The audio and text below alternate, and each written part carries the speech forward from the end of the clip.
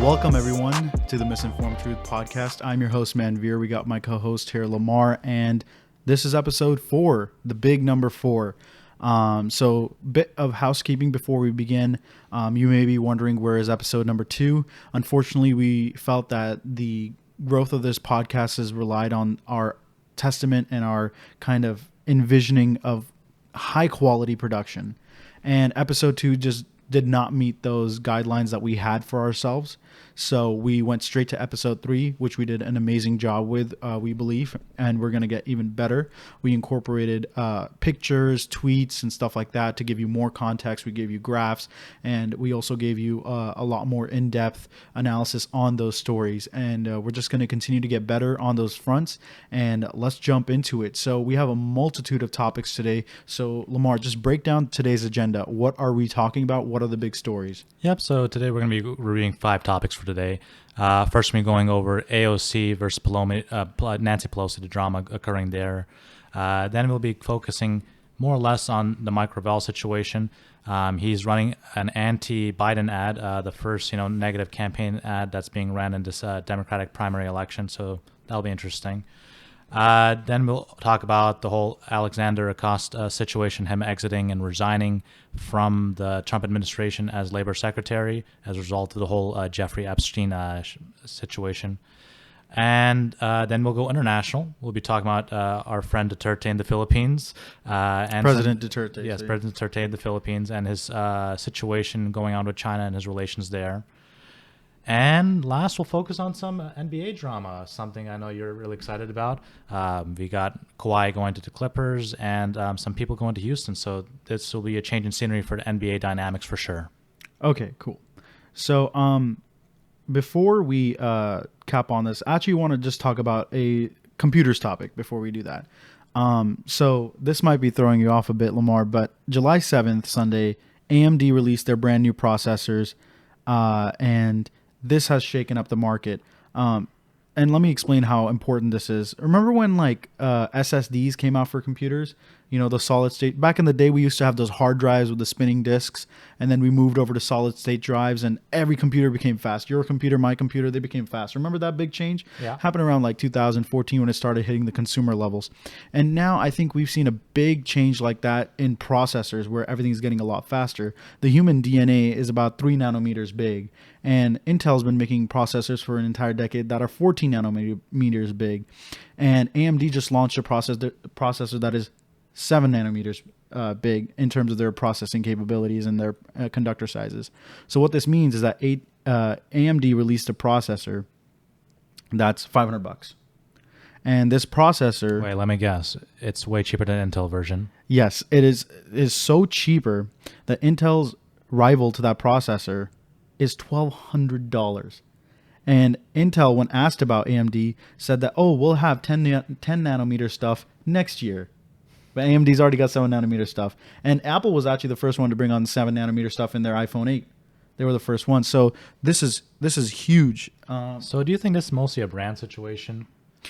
Because AMD should have the upper hand in this, but unfortunately we know the market dynamics, Intel has held plurality of their, So I actually got to talk to an AMD rep about this that works closely with Best Buy. And what he told me is that the reason why Intel still has a giant market share, I mean, it's only been a few days since this new processor has been out, but there's still an uphill battle of name recognition that happens. And that's really because Intel subsidizes companies like Lenovo, Asus, Microsoft to have these displays on showroom floors for all these retail spaces.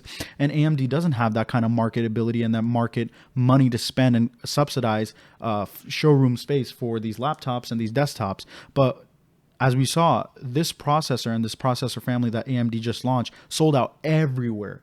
Like they were just sold out. You couldn't get it on Best Buy, Amazon, B&H, Newegg, nothing. You could not get them. And to this day, you still have to wait weeks on end to try and get one. So it's really, really cool that people are so excited about this, and this is going to really change up the landscape for a long time.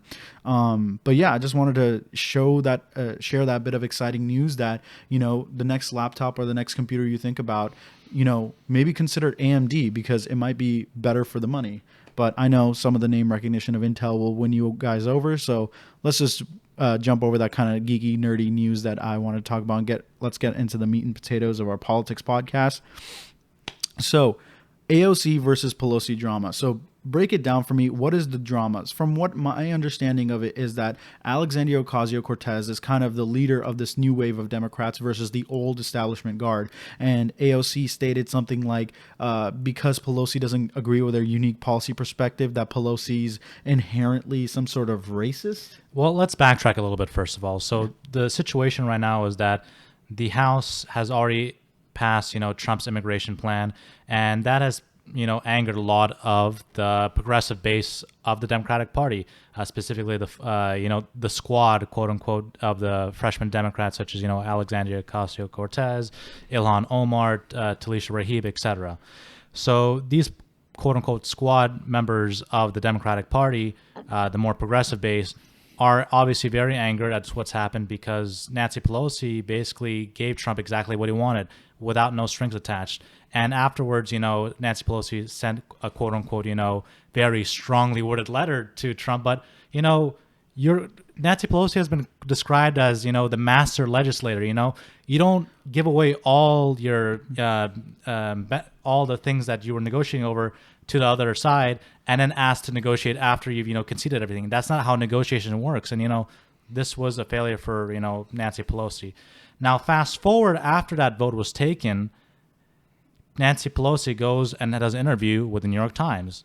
And during that interview, she quote unquote says, and this in reference to AOC and, the squad I would mention earlier, all these people have their public whatever and their Twitter world, Miss Pelosi told Miss Dow in an interview with the New York Times over the weekend, but they don't have any following. They're 4 people, and that's how many votes they got. So in this quote, obviously, Nancy Pelosi is taking a very starch, jab at AOC and those progressive wings.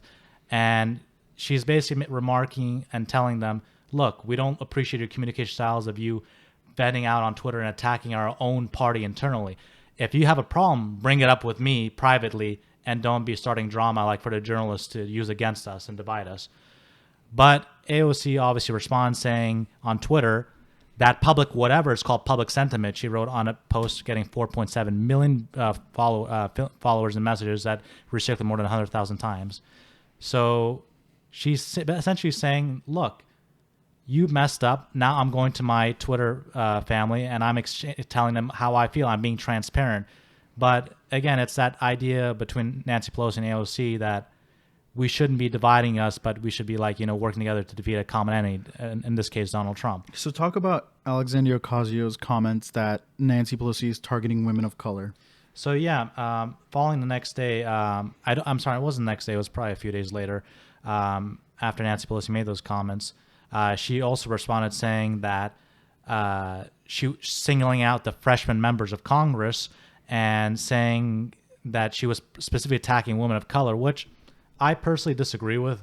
I think that she's just attacking them solely because, their political beliefs being on the more leftist scale of the Democratic wing. Or not in alignment with the goals of the Democratic Party Correct. At the moment. The establishment, Yeah, and at the end of the day, I don't think Nancy Pelosi disagrees with the policy endgame that Alexandria Ocasio-Cortez wants. I think policy-wise, Nancy Pelosi and AOC are on the same page. However, the means to get there and the speed at which we need to get there is obviously not something AOC wants, and she wants to accelerate that. Not only does she want to accelerate the policy goals that they both share, but they want it in a way where it just happens right now and it happens at all. Like for example, there's no trade-offs. We don't give Trump his wall. We don't give Trump any oxygen, and we just allow for our policies to pass. And that's just not how politics works. I think AOC's miscalculation here is that, she shouldn't have gone for the race card, and like that's the she shouldn't have gone for the race card. And people are calling out for that. Representative Lake Lacey from Missouri, like literally said, this is the race card, and it's a weak argument, and you shouldn't be doing this. But to be fair to AOC, I do think it's kind of hypocritical what Nancy Pelosi is doing, because she's telling AOC to bring up things privately and internally, and we can discuss behind closed doors. But then she's calling out AOC in front of the New York Times in an interview she's doing with them. So, like, what kind of message are you signaling here? Well, at the end of the day, there's no way to kind of predict what AOC will do, because she's willing to sabotage negotiations within her own party. And, like, it's funny. I think, like, when Antifa... when people criticize Antifa, they say that, even members who criticize Antifa are kind of told not to talk shit about it on public. And it's like, where did Antifa learn that from? Or are the Democrats learning it from Antifa? Because it's like, why aren't you allowed to criticize your own party? That's like the cornerstone of this entire Democratic primary, is like the failure of our inability to get the average voter, because we have kind of pandered ourselves to the elites. When Cory Booker and all these people talk about stuff like that, like, we have pandered ourselves to elites, we need to talk about working class people. That is a direct criticism of the 8 years of the Obama administration, which, again, they have a right to say that they have failed to capture the kind of blue collar worker that needs to be brought back into the party. So that's a form of criticism. So how come AOC isn't allowed to criticize the Democratic platform? And I think Pelosi is kind of out of line saying that, she shouldn't be putting these negotiations out there. Well, if you just say that she has only 4 votes, and it's enough for you to go on the New York Times and say that her couple million plus following is just whatever, if you just need to mention that to begin with, it's something that you are concerned about. You don't talk about things you're not concerned about. Like, it's just dumb. It's just dumb politics by Pelosi and AOC. I think as much as Pelosi will try and sit down AOC, she realizes that AOC has an agenda, Pelosi has an agenda, and they just do not meet on how to get the policy proposals passed. And this is where this war of attrition is going on, the media war, the internal infighting publicized, and so on and so forth. But also going into like this whole debacle between the establishment and progressive wing of the Democratic Party, it's not just limited to this. There have been other examples that are part of like a greater issue. For example, the DNC recently wanted to make contractors that collaborate with the DNC sign a pledge saying that you will not provide any services to individuals and primaries that are challenging current incumbents.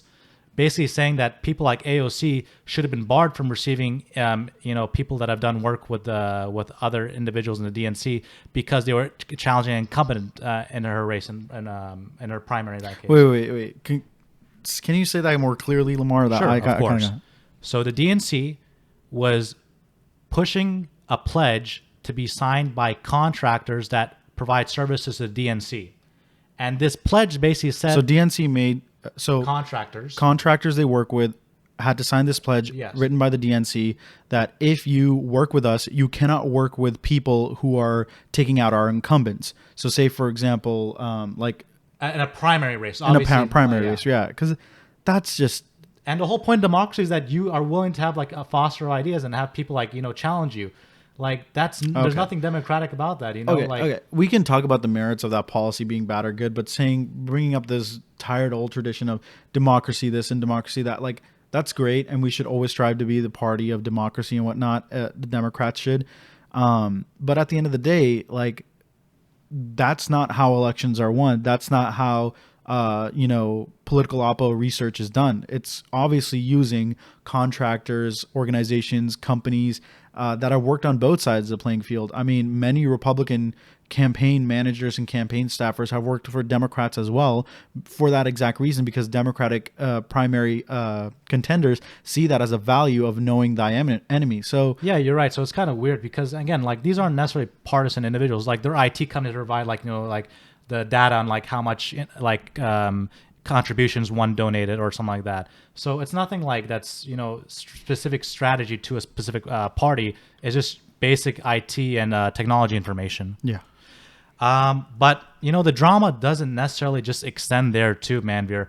There was actually a post written on Twitter by the campaign manager of AOC. I'm not going to pronounce his name, but maybe you can. I don't want to butcher it, but Chakrabarti, Saikat Chakrabarti. yeah, there we go. And I can just go with that.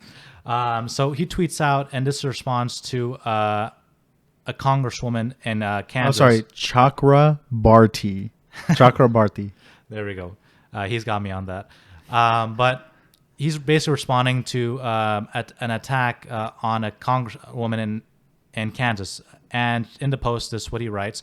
I think the point still stands. I don't think people have to personally be racist to enable a racist system.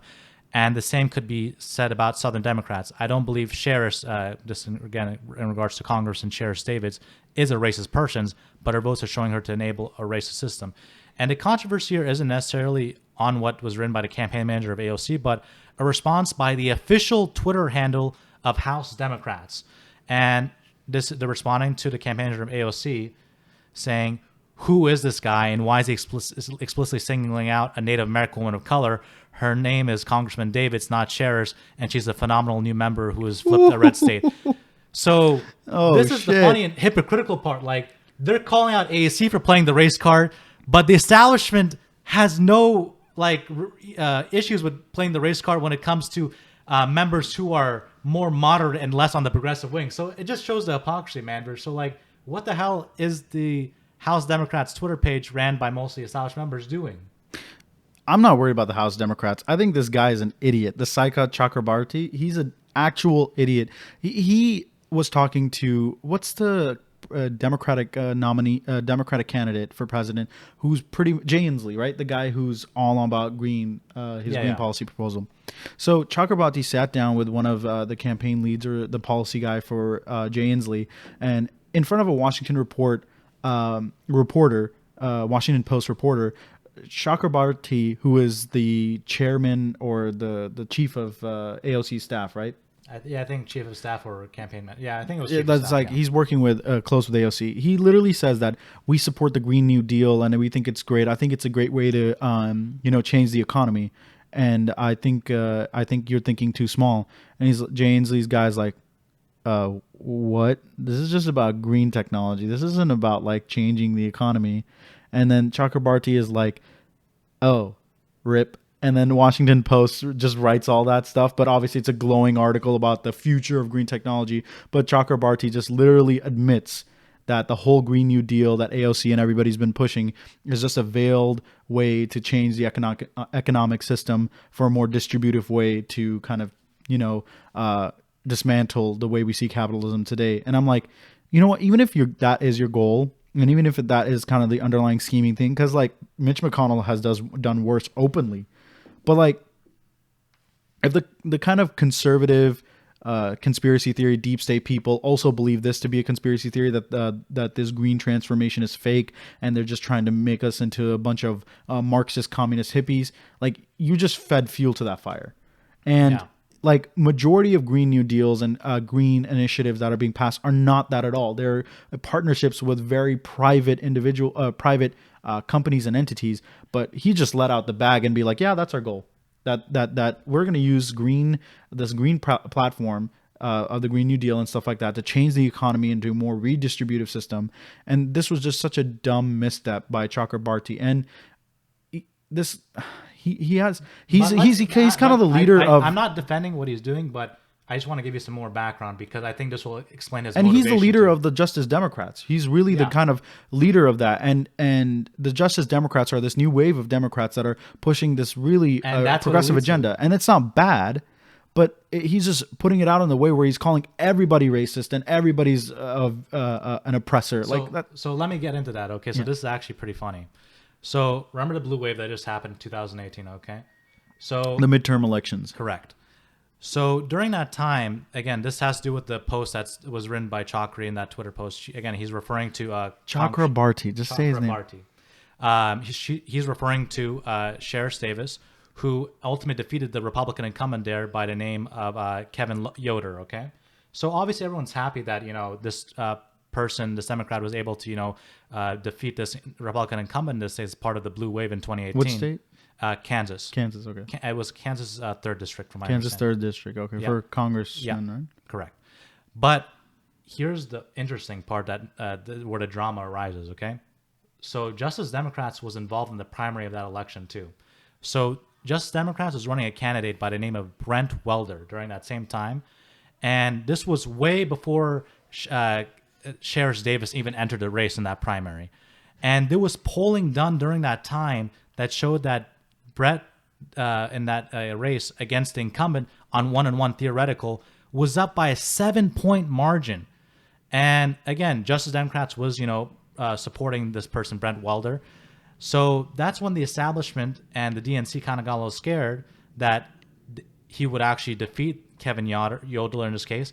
And then that's when they brought in Sheriff Davis in this case to basically be part of the primary. And as a result, they risk potentially, creating more conflict and the opposite of unity in this case to defeat Kevin Yodeler. And I mean, it just kind of surprises me that the DNC would do this, that they see someone who's a Democrat that can potentially unseat a Republican incumbent, but they're so scared that this person is too left-leaning that they're going to send in a moderate into the race in order to prevent this progressive into defeating the Republican incumbent. It's fucked up? It's fucked up, but yeah, I mean, there's no real justification for that. It's just the DNC doesn't see candidates for what they are. They just see a secured vote, and they just don't believe in loose cannons. And that's but what that's they're the getting. problem. He wasn't loose cannon. He was winning by a 7-point margin. So it just shows. No. I'm not talking about loose cannon. Electability. Yeah, No, not electability. Whether or not he'll follow the party line. Yeah. In votes, and we're seeing that AOC and other Justice Democrats are not following the party line. They're criticizing just as much as they are the Republicans. So it's interesting. It's weird. It's backwards thinking that results in it's very Nixonian in a way, where it's just this paranoia that establishment Democrats have that we need to get our people in there because at least they'll vote our way. And if we get these new generation, the new kind of Justice Democrats and stuff like that in the game, the problem is they're loose cannons as well. Even if we elect a Democrat, we're going to have infighting where nothing will get done. It's the same problem that Trump has faced, Bush has faced, and Obama has faced, where it's literally, even if you have a majority in the House and Senate and you own the executive, doesn't mean you'll get all your policy proposals done, because you want to avoid stuff like this, where the DNC is just trying to avoid loose cannons. But at the end of the day, that actually hurts overall pervasiveness of Democratic platform policies and Democratic values and progressive mentality when you just try to inhibit elections this way. But yeah, going back to the original post by the chief of staff of AOC, that's why he's targeting Congressman Sheriff Davis, because she defeated in the primary the person that was being supported by Justice Democrats. But beyond that, it also goes to show, I mean, the House Democrats, claim that AOC is playing the race card, but the House Democrat establishment's party has it's not hypocrisy. I think it's more taste of their own medicine. I think, but why do they get to call them out, and then they have no problem using it too? He's obviously not. You gotta keep the mic on you, man. Sorry about that. He's literally calling out and saying she's not a racist, and her votes signal something of an issue. No. Here, if you want to read the Twitter post again, I mean, here it is. I think the points where Psycat is saying, I think the point still stands. I don't think people have to personally be racist to enable a racist system. Southern Democrats don't believe Sharice is a racist person, but her votes are showing up to enable a racist system. And so they're mad that she's targeting a minority and potentially she's targeting a minority? I'm sorry, he's targeting a minority. Let's not misgender people more. Jesus Christ. I think that's a valid concern to have. And I think trying to weave in the concept of destroying structural racism is interesting in a mainstream platform. But the overall value is being lost here. I think the small, aspects of why this is important is being lost here. So much of the minute goals of the Justice Democrats are about, and these are not minute goals, right? Destroying the structural racism. But the things that they're targeting to destroy structural racism is just bullshit optics.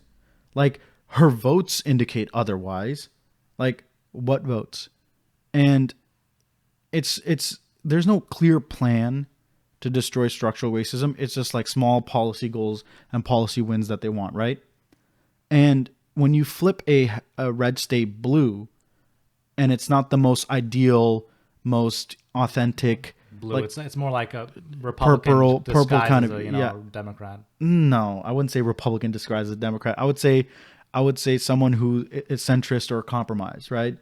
Because a very moderate end, yeah, a very moderate left-leaning person. And to say that that should be a point of not celebration but criticism is just weird to me. It's like, I understand you should not compromise your goals, and you should always criticize people, and you should always criticize, especially the establishment. There's nothing wrong with that. But to go out and say like, oh, you're part of the problem, you're racist, and your policies are racist. Like, Chakrabarti may not have said that person is racist, but he might have said that he was implying some degree of racist activity. Yeah. You're perpetuating racism. Like, Chakrabarti, if that's your bar is so fucking low, why are you on Twitter? Like, Jack Dorsey apparently is a white supremacist. Why are you on Twitter? You're supporting a white supremacist. You're on Twitter. Therefore, you're supporting the guy who's on Twitter with ad revenue.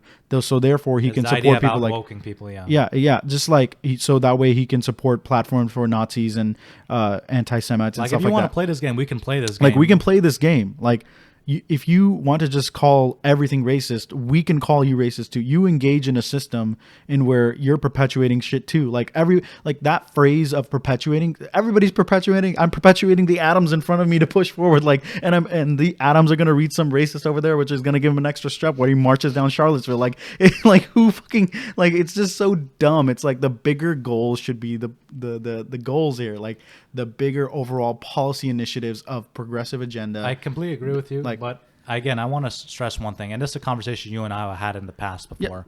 Yeah. It's that unlike the Republican Party, the Democrats always cave in. Like, I'm sorry, like, they don't have a spine. Yeah. And that's the one good thing about Justice Democrats. They're a different more willing to be aggressive and less likely to compromise, which I know, again, I'm not anti-compromise, but let's not be compromising on things such as, giving tax breaks to, the wealthy. But how about we do compromise such as, things related to criminal justice reform. That's a good thing to be, reforming and compromising on, not unlike things related to tax policy that the Republican and GOP want. Yeah, and again, we can beat this topic to the dead horse till it's a dead horse. And God, I gotta really stop using that phrase. We could beat this topic all day long, but let's get into let's skip the Mike Gravel, because honestly, that's not a real story. The Mike Gravel thing, like, he's not even a candidate who's running. No, but here's the interesting part. Okay, what's the So let's give some background to this. Who is Mike Gravel? So Mike Gravel was the former governor of Alaska, and during that time, he did a decent job as governor, from my understanding. But fast forward 2008, during the presidential elections, he ran, and what he's very famous for is basically calling out all the established members on their position on foreign policies, and including Barack Obama, Hillary Clinton. And there's like this video that's very that highlights them like snickering at him, like making very bold remarks during the debate, which now look really bad in optics, looking at Hillary Clinton and Barack Obama. Like, why are they snickering at Mike Gravel when everything he's saying is completely accurate? And that's kind of like that led to. So Mike Gravel has been like kind of the Bernie Sanders before Bernie Sanders. I'm not gonna lie, he's more leftist than Bernie Sanders. He's a dude who's more left than Bernie Sanders, and he's been trying to run for president for a long time, but he never ends up doing it. And now he's just super old. He's like in his 80s now. This campaign, I want to remind our viewers, he's not actually running for president. The whole purpose of this campaign is so that he can get enough donors and polling so that he can make it to one debate, just so he can shit talk on all the other candidates. Yeah, he doesn't want to be president. He's too old. However, he's got these like millennials, these young people younger than us, running his Twitter and his campaign, and I think that's pretty awesome. He's like tweeting out some like batshit crazy stuff, like crazy leftist stuff, and I'm like, this is hella funny and hella cool coming from such an establishment guy. I mean, fair enough. Just he is a 9/11 truther, guys. So just take what you will with that. So in regards to his progress to making the actual debate stage, obviously he wasn't at the first debate, so maybe he'll be in the fall debates. Yeah, right. He's made one of the first qualifications. He's reached 65 unique donors, and The other part 65 unique donors. 65,000, sorry. Oh, 65,000. Okay. Yes. Unique donors. That's one of the requirements by the DNC to make it and qualify for debate. The second requirement is to reach at least 1% polling in 3 DNC-approved polls. And I think he's made it in 1 or 2, so he has to make it in like another 1 or 2 more. And I think that's definitely feasible. And if he makes it, it's going to be definitely really fun and exciting to see him on the debate stage. And I'm excited for that, just to get to see the opportunity. Even if he's not going to, run for president, just to see him shit talk on Joe Biden, Kamala, and all the other establishment candidates on stage. Because Bernie, while he is leftist, he's trying to like preserve himself and not look like someone super evil and like super arrogant. So what's this attack? We're giving way too much oxygen to this guy. Can you just please get to the attack ad? Yeah. So now that they've reached the 65 unique donors, they can basically spend the money on whatever they want, and they're going to use the money now on an attack ad that I believe is being ran on MSNBC. So I'm going to play the video, Manveer, and Manveer's going to try to upload it on your end too. So I'm going to play it with full volume here, and I think you'll clip it later, right? Yeah. Okay, so this is just for us and a moment to add some buffer room. I have the most progressive record of anybody running. Mr. President, I will vote to authorize the use of military force against Iraq. I do not believe this is a rush to war. I believe it's a march to peace and security.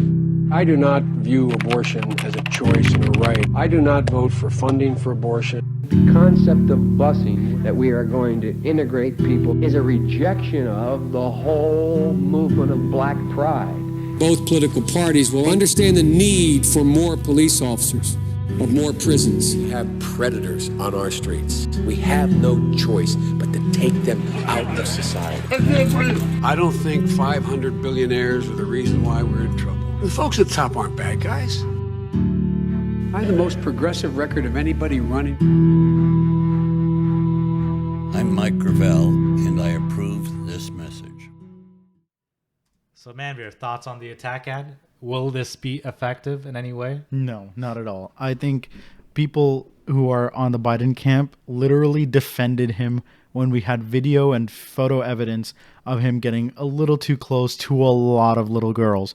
And the fact is like Biden supporters are just like Hillary supporters. They're willing to swallow so much in order for that guy to get on office because they believe he's the best chance to beat Trump.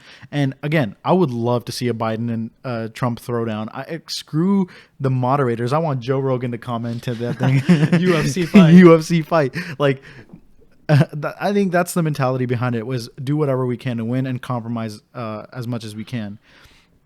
And heck, that's the winning strat they see when they see Trump. Like, so I don't blame Biden supporters. I think they're just a little misguided. And I think Mike Gravel supporters who want him to go on stage just to call out people is just like, if Mike Gravel's not going to win, why don't you just put your support behind someone who you do like? Like, this attack hat is important, but like, you're going to send Mike Gravel just to waste time and take oxygen away from people who you actually do support, like Warren and Sanders. No, I actually think it's good he gets on the stage because he's going to ask the questions that no one is going to ask. Trust me, there's already been multiple shouting matches in the first debates, and everybody's trying to out-left each other. But there's still decorum. This guy will not like follow that decorum at all. What?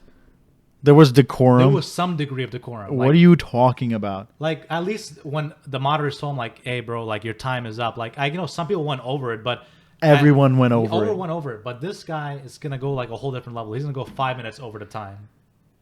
Yeah, man. And just one last bit on this. The other cool part about this, since he's reached his unique donation threshold level, all extra money that wasn't spent on the Biden attack ad is being donated to Flint, Michigan. So I'm like, it's not that bad. There's nothing wrong. Intentions. There's nothing wrong with donating to Mike Gravel. There's nothing wrong with this attack ad. Well, there's no point anymore since he's reached the threshold. Yeah. So you should be, if you want to actually be on the debate stage, focus on like getting him that 1% polling and 3 polls. I don't think Mike Gravel should be on the debate stage. I think that there are plenty of qualified people that exist on the Democratic ticket right now that can say the exact same thing to Biden, and I hope they do.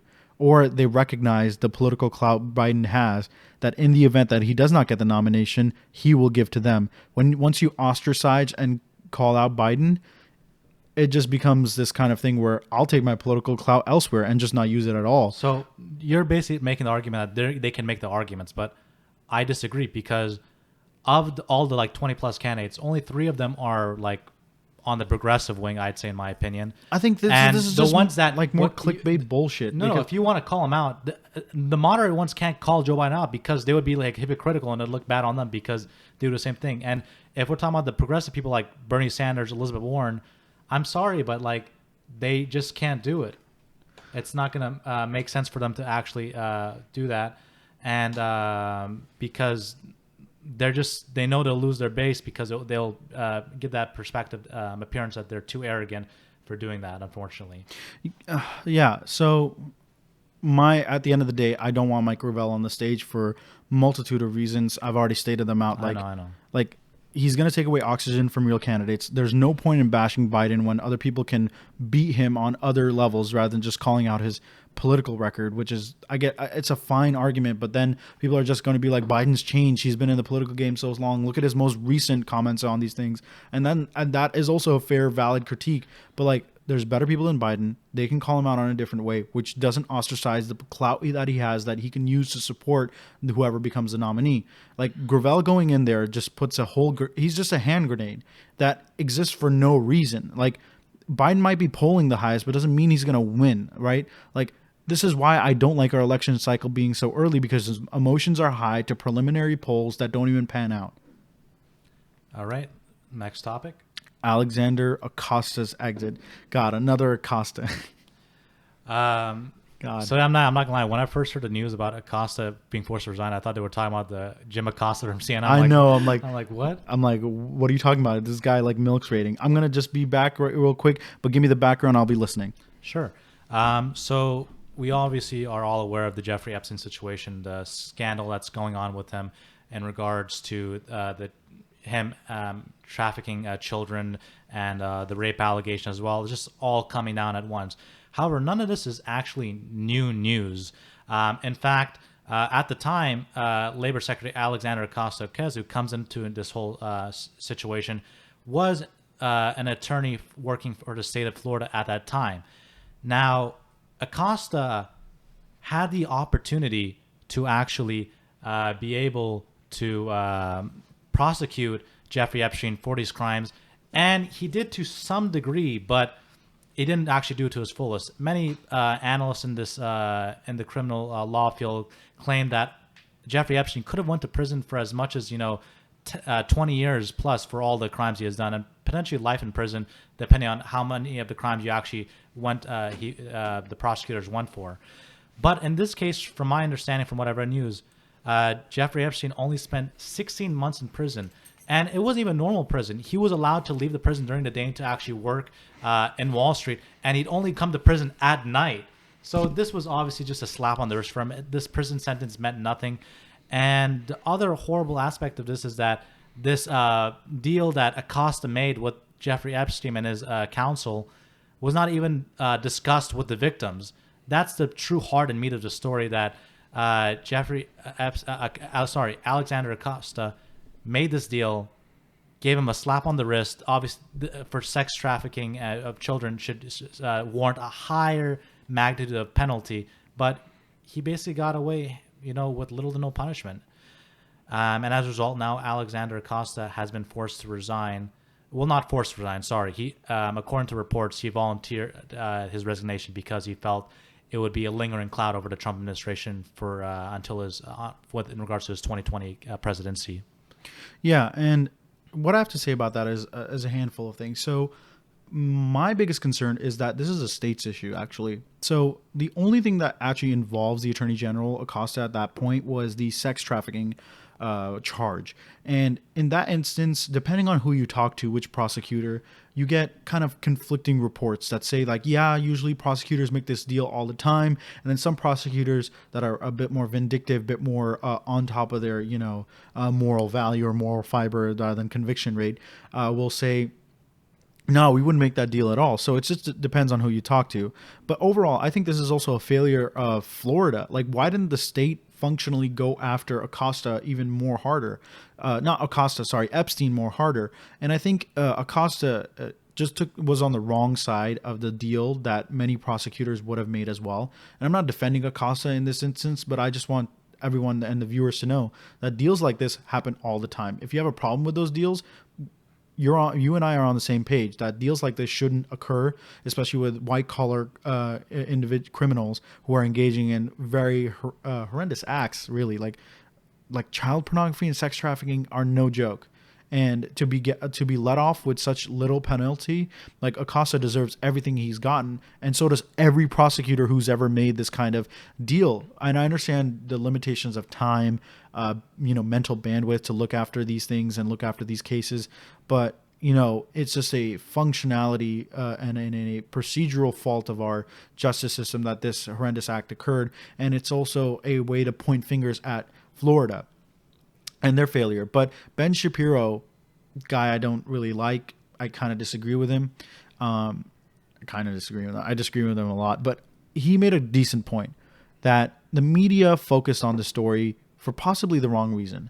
And he's wagering that by the next week, we're going to forget about this Epstein question because Acosta stepped down.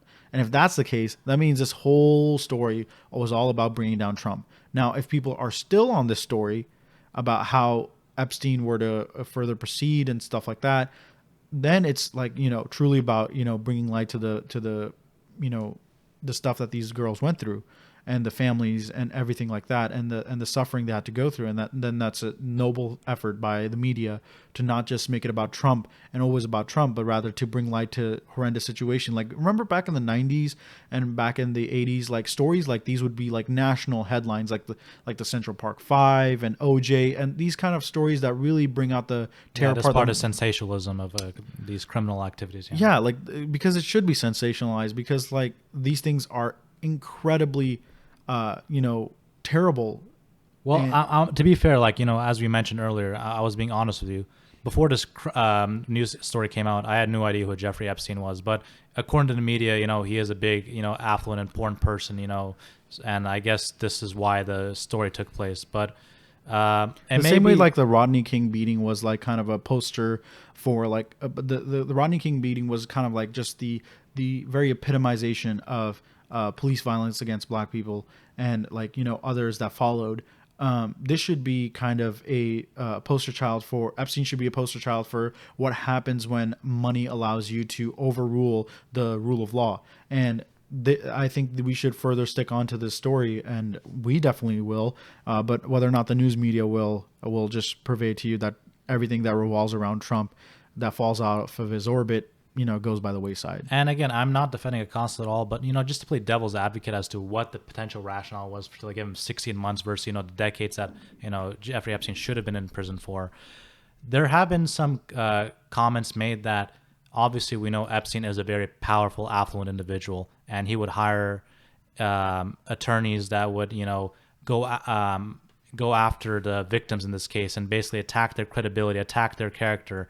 And whenever these types of cases go to court, that's a very traumatizing experience as a victim, that these attorneys are going to be questioning you on the stage in front of like the jury and the judge, asking about your sexual promiscuity, things related to your sexual behavior. And there are some pundits claiming that Acosta didn't want the victims to go through all that trauma, especially after all they've been through so far. And to avoid that, he just made the deal in order for Epstein to not hire those attorneys and go after the victims. Yeah, no, that's sad. Yeah. And again, I can't tell if that's true or not, but I still do feel that even if that is the case, it's a job as the prosecutors, representing the state of Florida, to still go after him, even if that may have been the case. All right, Manveer, I think I'm done on this, Killen. I'm ready to go on our next topic for today.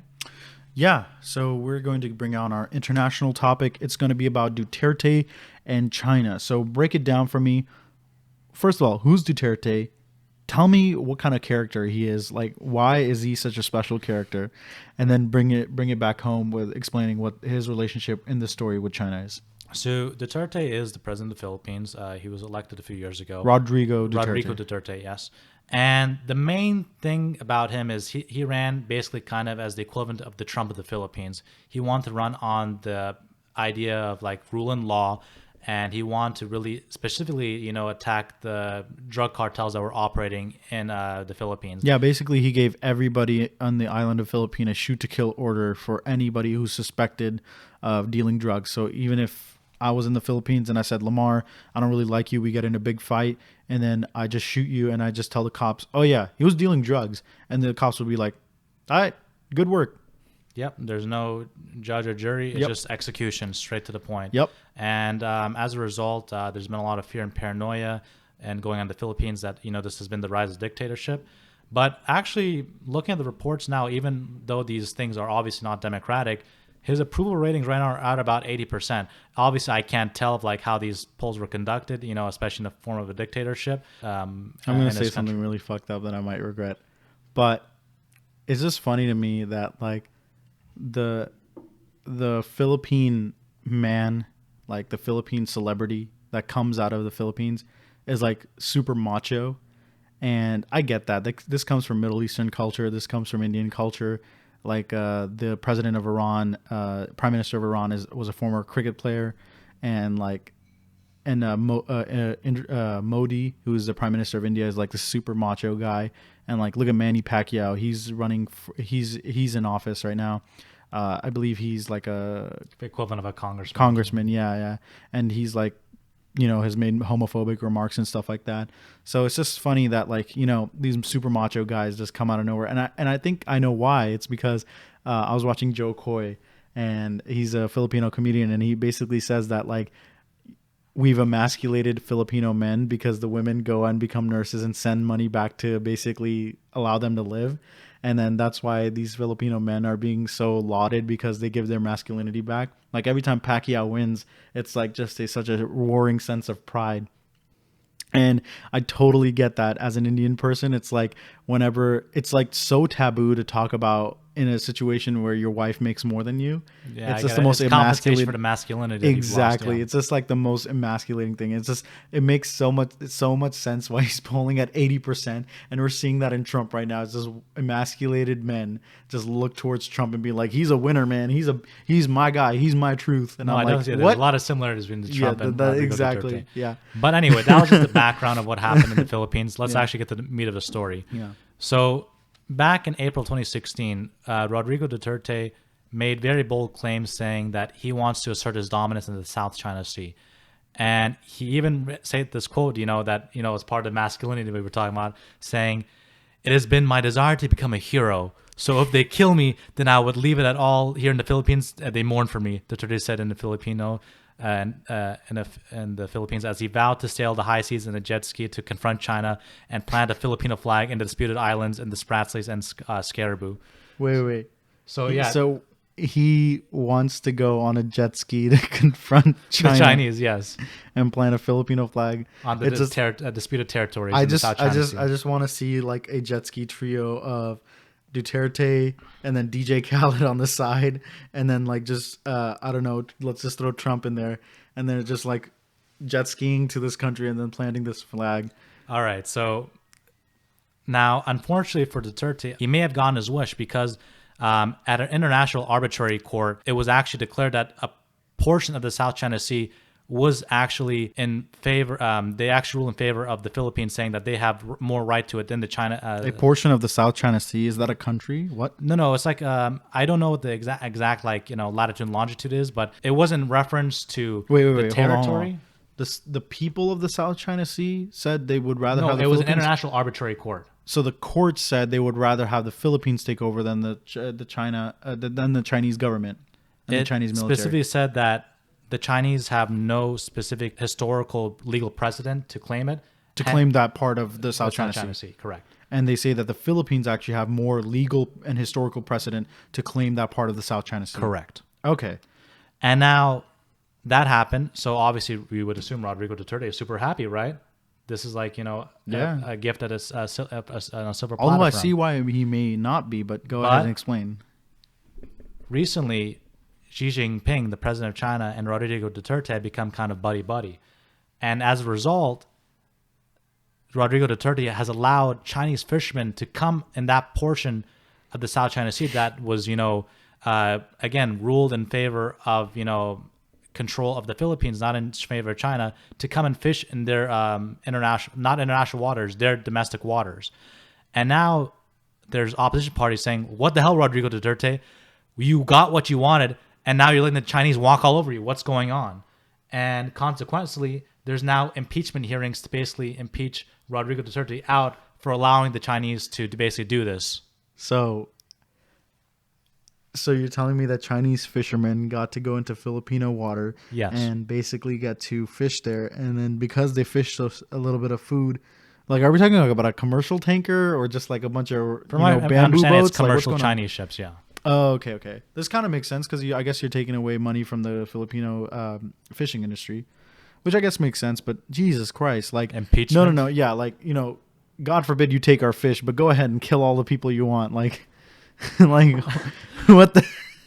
No, that's part of the thing, though. Like, you can't attack him on the killings because, to some degree, it is kind of working. Crime has lowered in. Oh my God! Yeah, let's start the purge in the United States. I'm not saying it was the right methodology, but the impact and results led to what he wanted. Okay, so since you can't go over because of the extrajudicial killings, you have to go over stupid things like fishing. That's all you got left. It's like how they got Al Capone on taxes.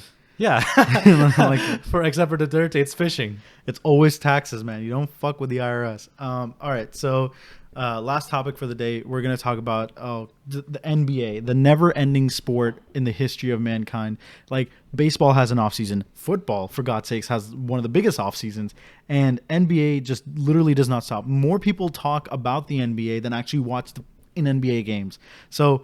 And this is for good reason. The biggest shakeups in NBA history are happening right now. This is the decade of player empowerment, players moving all over the country and deciding the fates of conferences and teams unlike any other. Like, literally, I would say like maybe 5 to 6 of the best players in the league right now are all on California teams. Like Golden State, Curry, Clay, D'Angelo Russell.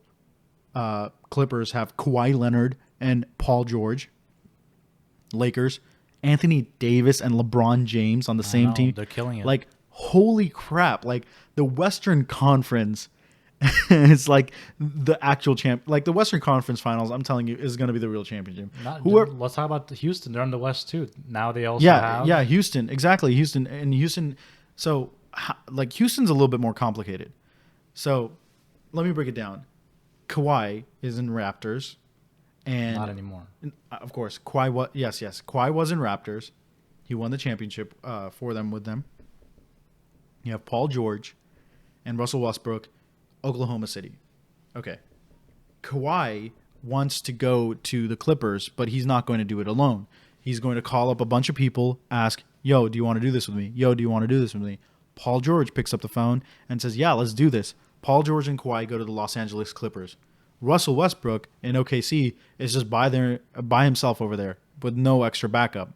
And Russell Westbrook is like, I want to trade. And not only does he want to trade, he says, I want to trade with a team that's a contender. LA doesn't have cap space. Clippers definitely doesn't have the cap space. We just got D'Angelo Russell. Golden State Warriors blew out the budget. Yeah, I think they're paying a hefty luxury tax right now. But I mean, our season tickets are always sold out, so that's not a problem. Yeah. So Russell Westbrook just recently got traded to the Houston Rockets, where he's going to be paired up with James Harden. And guess who ran up the numbers for the highest amount of isolated possessions in the NBA? Number 1, James Harden. Number 2, who do you think? And Curry? Isolated possessions.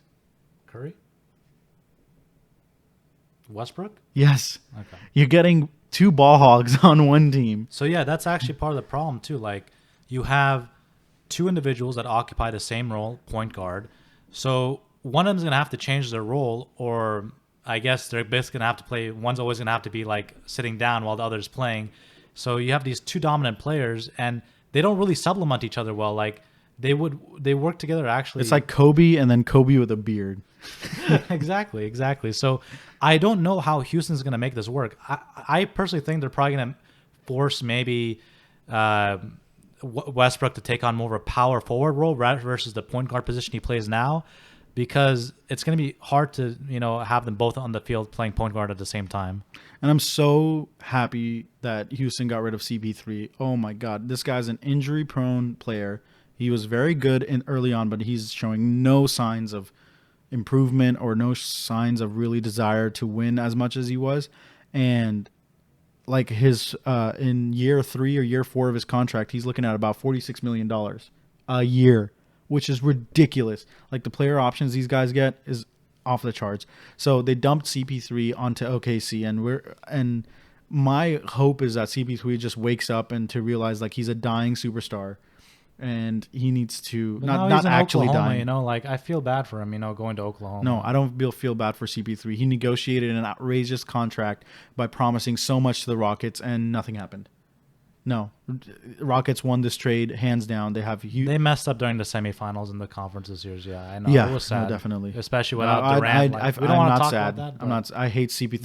They did hate it themselves. James Harden. Yeah. I hate James Harden. I hate Russell Westbrook. And I think all three players I hate different. so Had much. Houston made it to the finals, I think they would have beat the Raptors. Hate's a strong word. I only reserve hate for James Harden. But CP3 I can't tolerate. Russell Westbrook I can't tolerate. And we know Houston is not going to win because the play strategy is not going to change within 3 months. I'm sorry. The season's about to get going, and the contention for the postseason is ridiculous in the West Coast, and they're not about to get it. Whether Anthony Davis or LeBron James, that trade happened earlier on. They get to have a little bit more time. I don't know. Kawhi Leonard and Paul George. Everybody's saying, like, look at these super teams. They're going to win. And I'm like, yeah. Well, now you have so many super teams. But but the reason why Kawhi won not in San Antonio, the reason why Kawhi won in the Raptors is not because he had to change his play style. He became the star that he always wanted to be, and he always meant to be. And he kind of got lucky, I'm not going to lie. Yeah, and his supporting cast was not only great, but they've built a chemistry overall. Like, the Lakers just gutted all of their entire team to get Anthony Davis. And you're expecting them to not only build an entire, cast of characters around 2 superstars, and you're supposed to figure out how they work together all within one season for the postseason. And Kawhi Leonard, you got 2 superstars. Like, it's the hard. Splash Brothers exist because they had time to marinate, right? People forget the power of how long it takes to create the chemistry. Exactly. You have all these superstars, but doesn't it take time for them? Maybe some of them will be ready by the time the playoffs come, but not all of them. And that's what we need to be aware of, like how that works out. Yeah, Curry and Clay didn't start popping off together until like year 2, year 3. Like, at best, we're looking at the only way to get a quick championship is the way the Raptors does it. Have a huge team that's already built on chemistry and have really, really talented players like Siakam, Van Vliet, and what's the one from Congo? I'm not 100% sure. Not Lowry. Serge Ibaka. Yeah.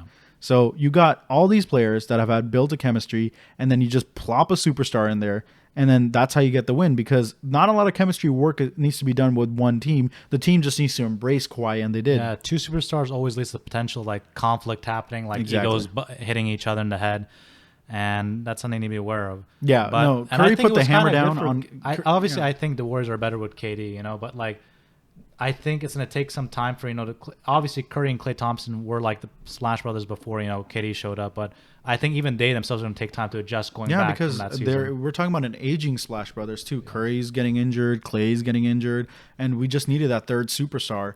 And Green wasn't going to do it. Looney wasn't going to do it. So I think KD was really important in that instance. But now it's like once we get a healthy Klay, once we get a healthy Curry, and we add some assets, like it's a wrap. But we're still on a chemistry level.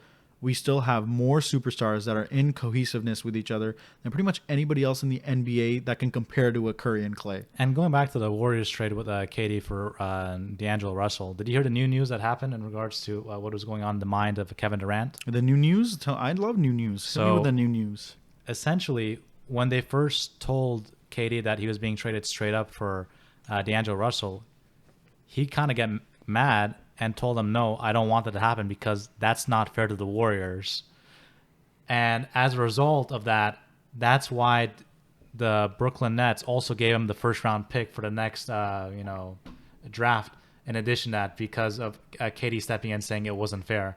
And, you know, I think that's kind of good because it shows that he didn't leave on bad terms. He could have just accepted that, but he felt he owed more to the Warriors for all they've done. Oh, you know? so he was kind of fighting for a better footing for the Warriors. Yeah, like, no, they should get more than just that. And at the same time, he is hurting his future team because that first-round pick would have joined him in the following year, you know. Well, not the following year, like 2 years, I guess. Yeah. You know, because the draft just happened. I mean, they have Kyrie. They're trying to repeat the Cavaliers. We're talking about Brooklyn. Yeah, Brooklyn Nets has Kyrie Irving. Yeah. So they're trying to basically recreate the Cavaliers recipe for contention, which is basically just have two superstars on one team and have Kyrie as the role he was always meant to play, which is the second guy, the number 2 man. Because Kyrie, that's Celtics. Oh, Kyrie did not become the leader they wanted. Oh my God, he promised them fakeness. No, well, to be fair, like Gordon Hayward was injured, you know, like I feel bad for that, and he was supposed to. That doesn't matter. Like, Lakers still love LeBron because he's been a rock for them. Yeah. Where's Kyrie been? Like, he did not show up. So this is going to be interesting. The Pelicans just got like the Pelicans are guaranteed to be probably one of the best teams in the next 2 to 3 years. They're going to be definitely one of the fastest teams in this NBA season that's about to come up. But yeah, we're seeing so much of the landscape change so fast and so rapidly thanks to the decade of player empowerment that's happening with the collective bargaining agreement. And I think it's for the best. I think it's great. I think players should always have the most amount of power, even though it leads to a lot of instability. It leads to a lot of uncertainty amongst the fans and the franchise. But at the end of the day, these players are giving up their, life and their blood, sweat, and tears, and not only ruining their body because they're having career-ending, not just career-ending, but maybe, life-altering injuries that, prohibit them from doing normal things. Like, just talk about, Scottie Pippen. He was suffering from Achilles injuries throughout when he was with the Orlando Magic. And that resulted in, some debilitating conditions that he still lived with his ability to walk and stuff like that. So, I mean, it's not like it's terrible. Like, he's still up and about and he's still, doing his thing. But, it still affects him. And I think anybody who makes the argument that this player empowerment is changing the landscape too much, you're not giving time for teams to make plays, well, fix the shit up. Make it faster. That's not on the players to wait for the teams. It's on teams to get faster to accommodate for the players. Like, let's make more moves. Let's start to become a more progressive, a faster-paced league. Because I think the time to really take in all the assets and wait to build in and being strategic and scheming and all this backroom politics, people hate that stuff. Like, I think we hated it in politics. We hate it in NBA. Like, now it's like everybody's up front. This is our goal. Like, Kawhi, they're saying Kawhi is a mastermind. And I'm like, yeah, Kawhi is a mastermind, but like, he was only silent for a week and a half before he just told the world that we're going to go to Clippers with Paul George. Did you see the new news about Kawhi too? Well, what's going on so with Kawhi? Obviously, the Raptors were trying to, convince him to stay there. But yeah. But Kawhi was just fooling around with the Raptors too. According to sources that I've read on the Bleacher Report, they're saying that he gave like too many way unreasonable requests that were not going to happen, and he's just like messing with them. He was going to go to Clippers regardless, and he just was wasting everyone's time by giving those unreasonable requests. They don't elaborate on what they were, but if that's the case, then Kawhi was just always bound for the Clippers. What are those? Give me some of those requests. Again, that's what I just said. They didn't elaborate what they were asking. Oh, just like he just highballed him like crazy and things that are probably beyond the max or something like that. Exactly. I think that's it. I mean, that's it for today and episode 4. As you can see, we're starting to catch our groove a little bit. The more episodes we do, the better we get. So thank you so much for watching, and stay tuned for episode 5 that's going to come out. I know we said by episode 4 that we're going to get ourselves onto Google Podcasts and onto iTunes. We're still working really hard behind the scenes on that. And obviously, we're working towards growing our YouTube audience to begin with. Our Instagram following, please follow us there. Follow us on Twitter for the latest updates. You'll even get little clips and stuff like that. We're going to start making exclusively for Instagram and Twitter and Facebook. So make sure to follow us there. But other than that, that's about it for episode 4. Catch us catch the next episode. Yeah, And please like and subscribe. Again, remind us what we can improve on. Tell us what you want us to focus on, whether it's domestic, international. Please mention it on down the below. comments. And with that being said, thank you for watching, and we will catch you in episode 5. Bye-bye.